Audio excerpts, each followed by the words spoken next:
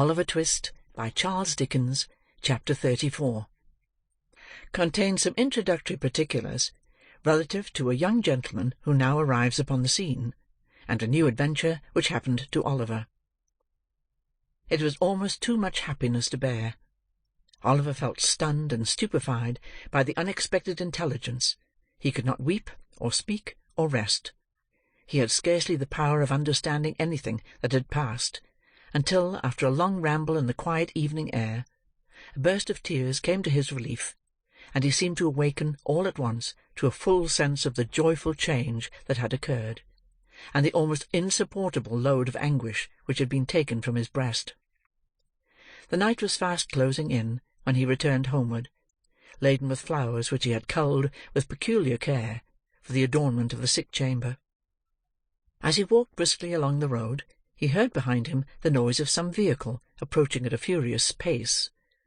Looking round, he saw that it was a post-chaise, driven at great speed, and as the horses were galloping and the road was narrow, he stood leaning against the gate until it should have passed him. As it dashed on, Oliver caught a glimpse of a man in a white nightcap, whose face seemed familiar to him, although his view was so brief that he could not identify the person. In another second or two, the nightcap was thrust out of the chaise window, and a stentorian voice bellowed to the driver to stop, which he did as soon as he could pull up his horses. Then the nightcap once again appeared, and the same voice called Oliver by his name. "Here!" cried the voice. "Oliver! What's the news? Miss Rose? Master Oliver?" "It is you, Giles!" cried Oliver, running up to the chaise door. Giles popped out his nightcap again, preparatory to making some reply, when he was suddenly pulled back by a young gentleman who occupied the other corner of the chaise, and who eagerly demanded what was the news. "In a word," cried the gentleman, "better or worse?" "Better, much better," replied Oliver hastily. "Thank heaven!" exclaimed the gentleman. "You are sure?" "Quite, sir," replied Oliver. "The change took place only a few hours ago, and Mr. Losberne says that all danger is at an end." The gentleman said not another word, but, opening the chaise door, leapt out, and taking Oliver hurriedly by the arm, led him aside. "You are quite certain there is no possibility of any mistake on your part, my boy, is there?" demanded the gentleman in a tremulous voice. "Do not deceive me by awakening hopes that are not to be fulfilled." "I would not for the world, sir," replied Oliver. "Indeed, you may believe me. Mr. Losberne's words were, that she would live to bless us all for many years to come. I heard him say so." The tears stood in Oliver's eyes as he recalled the scene, which was the beginning of so much happiness, and the gentleman turned his face away, and remained silent for some minutes. Oliver thought he heard him sob, more than once, but he feared to interrupt him by any fresh remark, for he could well guess what his feelings were, and so stood apart, feigning to be occupied with his nosegay. All this time, Mr. Giles, with the white nightcap on, had been sitting on the steps of the chaise, supporting an elbow on each knee, and wiping his eyes with a blue cotton pocket-handkerchief, dotted with white spots. That the honest fellow had not been feigning emotion was abundantly demonstrated by the very red eyes with which he regarded the young gentleman. Then he turned round and addressed him. "I think you had better go on to my mother's in the chaise, Giles," said he. "I would rather walk slowly on, so as to gain a little time before I see her. You can say I am coming." "I beg your pardon, Mr. Harry," said Giles, giving a final polish to his ruffled countenance with the handkerchief, "but if you would leave the post-boy to say that, I should be very much obliged to you. It wouldn't be proper for the maids to see me in this state, sir. I should never have any more authority with them if they did." "Well," rejoined Harry Maylie, smiling, "you can do as you like. Let him go on with the luggage if you wish, and do you follow with us. Only, first exchange that nightcap for some more appropriate covering, or we shall be taken for madmen." Mr. Giles, reminded of his unbecoming costume, snatched off and pocketed his nightcap, and substituted a hat of grave and sober shape, which he took out of the chaise. This done, the postboy drove off. Giles, Mr. Maylie, and Oliver followed at their leisure. As they walked along, Oliver glanced from time to time with much interest and curiosity at the newcomer. He seemed about 25 years of age, and was of the middle height. His countenance was frank and handsome, and his demeanour easy and prepossessing. Notwithstanding the difference between youth and age, he bore so strong a likeness to the old lady, that Oliver would have had no great difficulty in imagining their relationship, if he had not already spoken of her as his mother. Mrs. Maylie was anxiously waiting to receive her son when he reached the cottage. The meeting did not take place without great emotion on both sides. "Mother," whispered the young man, "why did you not write before?"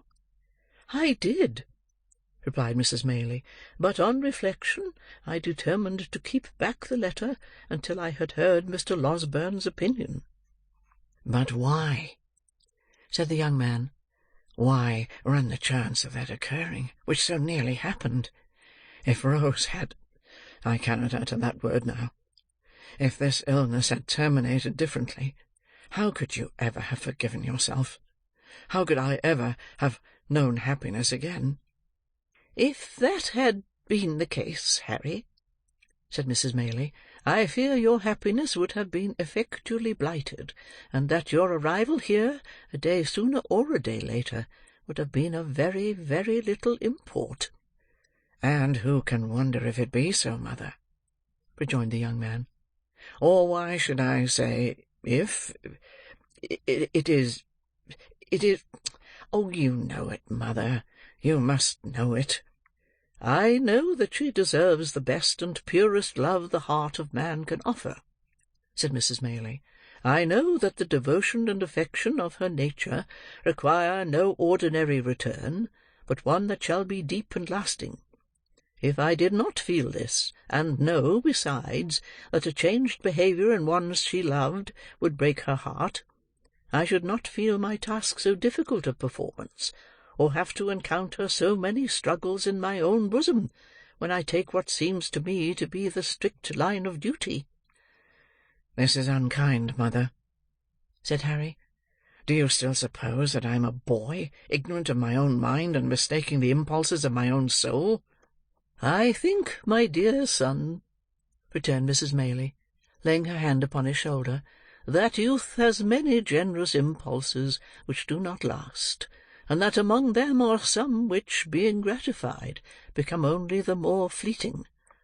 Above all, I think," said the lady, fixing her eyes on her son's face, "that if an enthusiastic, ardent, and ambitious man marry a wife on whose name there is a stain, which, though it originate in no fault of hers, may be visited by cold and sordid people upon her, and upon his children also, and, in exact proportion to his success in the world, be cast in his teeth, and made the subject of sneers against him, he may, no matter how generous and good his nature, one day repent of the connection he formed in early life, and she may have the pain of knowing that he does so."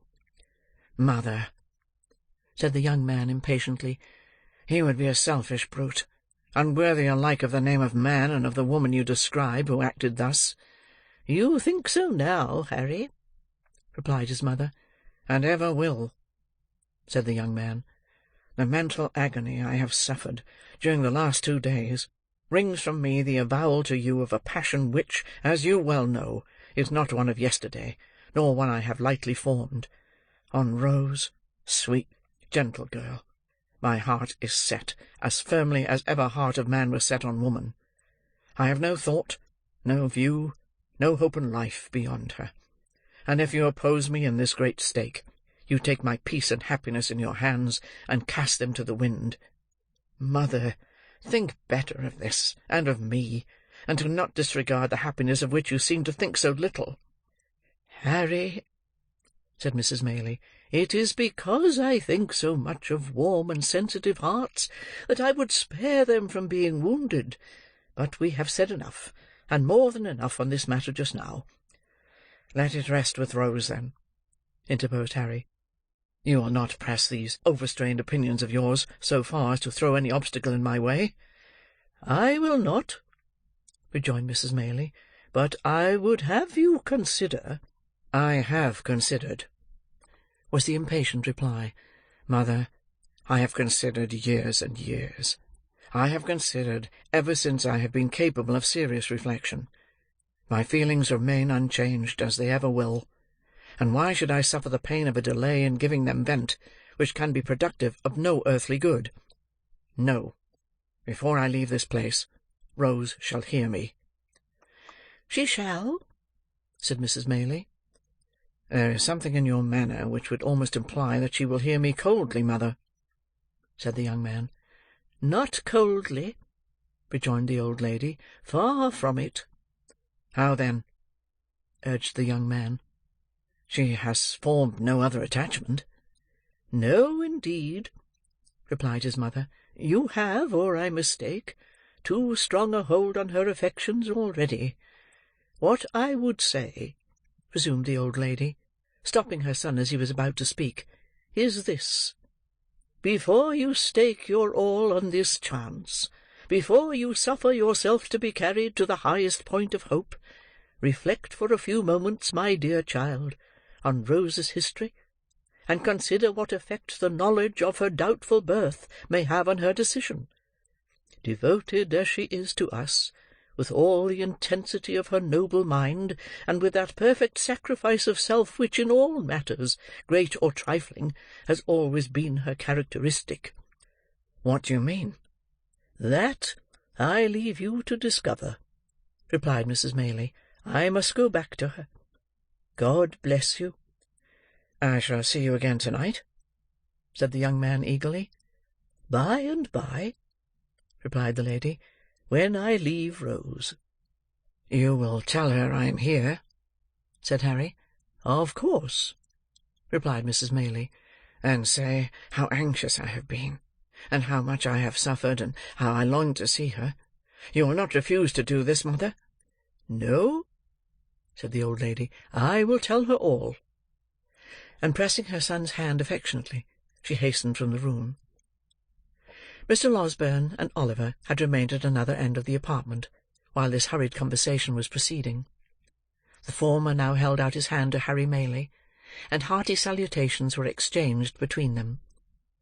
The doctor then communicated, in reply to multifarious questions from his young friend, a precise account of his patient's situation, which was quite as consolatory and full of promise as Oliver's statement had encouraged him to hope, and to the whole of which Mr. Giles, who affected to be busy about the luggage, listened with greedy ears. "Have you shot anything particular lately, Giles?" inquired the doctor when he had concluded.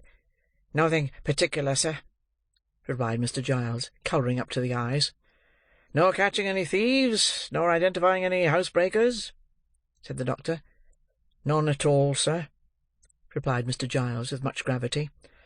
"Well," said the doctor, "I am sorry to hear it, because you do that sort of thing admirably. Pray, how is Brittles?" The boy is very well, sir," said Mr. Giles, recovering his usual tone of patronage, "and sends his respectful duty, sir." "That's well," said the doctor.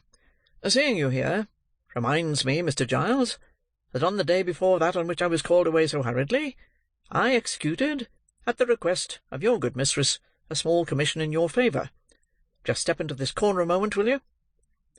Mr. Giles walked into the corner with much importance and some wonder, and was honoured with a short whispering conference with the doctor, on the termination of which he made a great many bows, and retired with steps of unusual stateliness.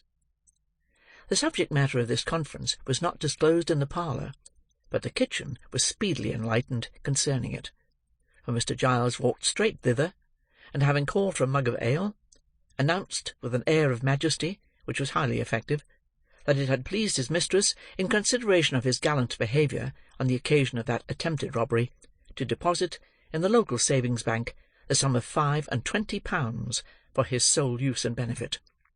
At this, the two women servants lifted up their hands and eyes, and supposed that Mr. Giles, pulling out his shirt-frill, replied, "No, no," and that if they observed that he was at all haughty to his inferiors, he would thank them to tell him so. And then he made a great many other remarks, no less illustrative of his humility, which were received with equal favour and applause, and were, withal, as original and as much to the purpose as the remarks of great men commonly are. Above the stairs, the remainder of the evening passed cheerfully away, for the doctor was in high spirits, and however fatigued or thoughtful Harry Maylie might have been at first, he was not proof against the worthy gentleman's good humour, which displayed itself in a great variety of sallies and professional recollections, and an abundance of small jokes, which struck Oliver as being the drollest things he had ever heard, and caused him to laugh proportionately, to the evident satisfaction of the doctor, who laughed immoderately at himself, and made Harry laugh almost as heartily by the very force of sympathy. So, they were as pleasant a party as, under the circumstances, they could well have been, and it was late before they retired, with light and thankful hearts, to take that rest of which, after the doubt and suspense they had recently undergone, they stood much in need. Oliver rose next morning in better heart, and went about his usual occupations with more hope and pleasure than he had known for many days. The birds were once more hung out to sing in their old places, and the sweetest wild flowers that could be found were once more gathered to gladden Rose with their beauty. The melancholy, which had seemed to the sad eyes of the anxious boy to hang for days past over every object, beautiful as all were, was dispelled by magic. The dew seemed to sparkle more brightly on the green leaves, the air to rustle among them with a sweeter music, and the sky itself to look more blue and bright. Such is the influence which the condition of our own thoughts exercise even over the appearance of external objects. Men who look on nature and their fellow men, and cry that all is dark and gloomy, are in the right, but the sombre colours are reflections from their own jaundiced eyes and hearts. The real hues are delicate, and need a clearer vision. It is worthy of remark, and Oliver did not fail to note it at the time, that his morning expeditions were no longer made alone. Harry Maylie, after the very first morning when he met Oliver, coming laden home, was seized with such a passion for flowers, and displayed such a taste in their arrangement, as left his young companion far behind. If Oliver were behindhand in these respects, he knew where the best were to be found, and morning after morning they scoured the country together, and brought home the fairest that blossomed. The window of the young lady's chamber was open now, for she loved to feel the rich summer air stream in, and revive her with its freshness. But there always stood in water, just inside the lattice, one particular little bunch, which was made up with great care every morning. Oliver could not help noticing that the withered flowers were never thrown away, although the little vase was regularly replenished; nor could he help observing that whenever the doctor came into the garden, he invariably cast his eyes up to that particular corner, and nodded his head most expressively as he set forth on his morning's walk. Pending these observations, the days were flying by, and Rose was rapidly recovering. Nor did Oliver's time hang heavy on his hands. Although the young lady had not yet left her chamber, and there were no evening walks, save now and then for a short distance with Mrs. Maylie, he applied himself, with redoubled assiduity, to the instructions of the white-headed old gentleman, and laboured so hard that his quick progress surprised even himself. It was while he was engaged in this pursuit that he was greatly startled and distressed by a most unexpected occurrence. The little room in which he was accustomed to sit when busy at his books was on the ground floor at the back of the house. It was quite a cottage room, with a lattice window, around which were clusters of jessamine and honeysuckle that crept over the casement and filled the place with their delicious perfume. It looked into a garden, whence a wicket gate opened into a small paddock. All beyond was fine meadow land and wood. There was no other dwelling near, in that direction, and the prospect it commanded was very extensive. One beautiful evening, when the first shades of twilight were beginning to settle upon the earth, Oliver sat at this window, intent upon his books. He had been poring over them for some time, and as the day had been uncommonly sultry, and he had exerted himself a great deal, it is no disparagement to the authors, whoever they may have been, to say, that gradually, and by slow degrees, he fell asleep. There is a kind of sleep that steals upon us sometimes, which, while it holds the body prisoner, does not free the mind from a sense of things about it, and enable it to ramble at its pleasure. So far as an overpowering heaviness, a prostration of strength, and an utter inability to control our thoughts or power of motion can be called sleep, this is it.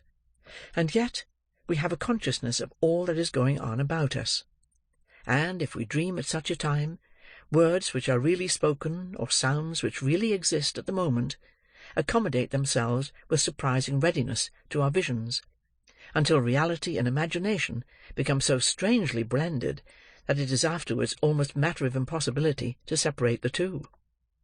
Nor is this the most striking phenomenon incidental to such a state. It is an undoubted fact that although our senses of touch and sight be for the time dead, yet our sleeping thoughts and the visionary scenes that pass before us will be influenced and materially influenced by the mere silent presence of some external object which may not have been near us when we close our eyes, and of whose vicinity we have had no waking consciousness. Oliver knew perfectly well that he was in his own little room, that his books were lying on the table before him, that the sweet air was stirring among the creeping plants outside, and yet he was asleep. Suddenly the scene changed. The air became close and confined, and he thought with a glow of terror that he was in the Jew's house again. There sat the hideous old man in his accustomed corner, pointing at him, and whispering to another man, with his face averted, who sat beside him. "Hush, my dear," he thought he heard the Jew say. "It is he, sure enough. Come away." "He?" the other man seemed to answer. "Could I mistake him, think you? If a crowd of ghosts have put themselves into his exact shape, and he stood amongst them, there is something that would tell me how to point him out. If you buried him 50 feet deep, and took me across his grave, I fancy I should know, if there wasn't a mark above it that he lay buried there."